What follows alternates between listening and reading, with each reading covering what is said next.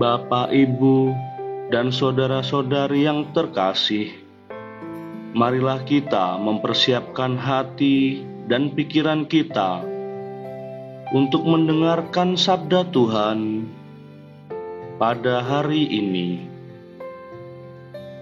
Selasa, 7 Juli 2020. Bacaan pertama. Bacaan dari kitab Hosea bab 8 ayat 4 sampai 7, dilanjutkan ayat 11 sampai 13. Tuhan bersabda, "Mereka telah mengangkat raja, tetapi tanpa persetujuanku. Mereka mengangkat pemuka, tapi tanpa setauku. Bagi dirinya, mereka telah membuat berhala-berhala dari emas dan perak. Maka mereka dibinasakan. Aku menolak anak lembumu, hai Samaria. Murkaku menyala terhadap mereka. Sampai berapa lama orang-orang Israel ini tidak dapat disucikan? Sebab patung anak lembu itu kan dibuat oleh tukang, dan itu bukan Allah. Sungguh akan remuklah anak lembu Samaria itu. Mereka menabur angin, maka mereka akan menuai puting beliung. Gandum yang belum menguning tidak ada pada mereka. Tumbuh-tumbuhan itu tidak akan menghasilkan tepung, dan seandainya menghasilkan, maka orang-orang asing akan menelannya. Sungguh, Efraim telah memperbanyak mezbah, tetapi mezbah-mezbah itu menjadikan mereka berdosa. Sekalipun kutuliskan banyak pengajaran baginya, semuanya akan mereka anggap sebagai sesuatu yang asing. Mereka menyukai kurban sembelihan. Mereka mempersembahkan daging dan memakannya, tetapi Tuhan tidak berkenan kepada mereka. Sekarang Tuhan akan mengingat kesalahan mereka dan menghukum dosa mereka. Mereka harus kembali ke Mesir. Demikianlah sabda Tuhan. Syukur kepada Allah. Tuhan beserta kita sekarang dan selama-lamanya. Inilah Injil Yesus Kristus menurut Matius. Dimuliakanlah Tuhan. Injil Matius bab 9 ayat 32 sampai 38.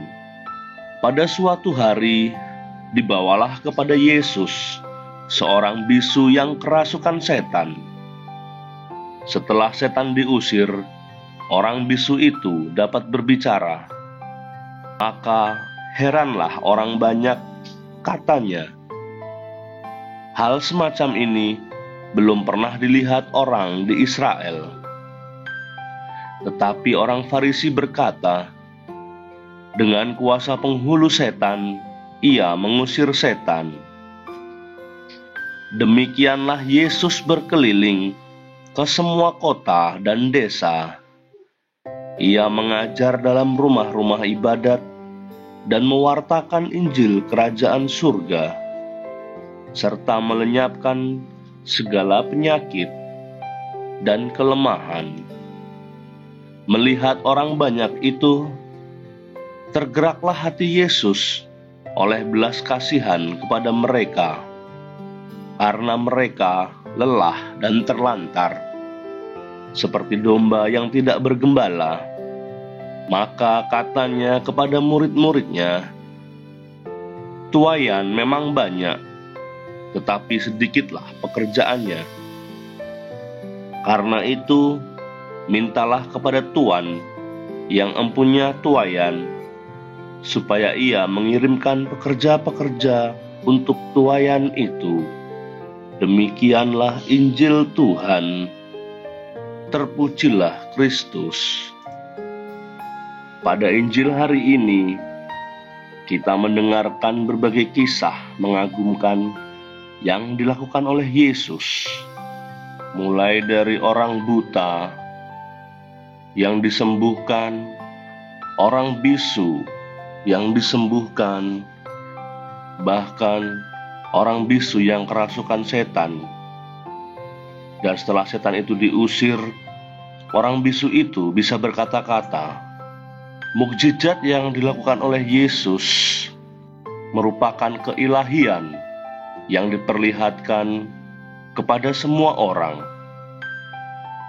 bahwa Yesus sangat berkuasa atas segala sesuatu. Bahkan setan-setan pun juga takluk kepada perintahnya. Hal itu dikerjakan supaya manusia mendapatkan keselamatan. Situasi-situasi yang tidak menguntungkan bisa jadi merupakan gambaran konkret situasi kemanusiaan kita. Bisa jadi kita sering mengalami berbagai macam gangguan setan. Bisa jadi kita adalah orang yang mengalami badai hidup yang besar. Bisa jadi kita adalah orang yang lumpuh, orang yang buta dan tuli terhadap situasi hidup, atau bahkan kita mengalami kematian iman yang sangat dalam. Gambaran nyata juga menjadi gambaran orang-orang di sekitar kita. Lalu, apa yang harus kita perbuat?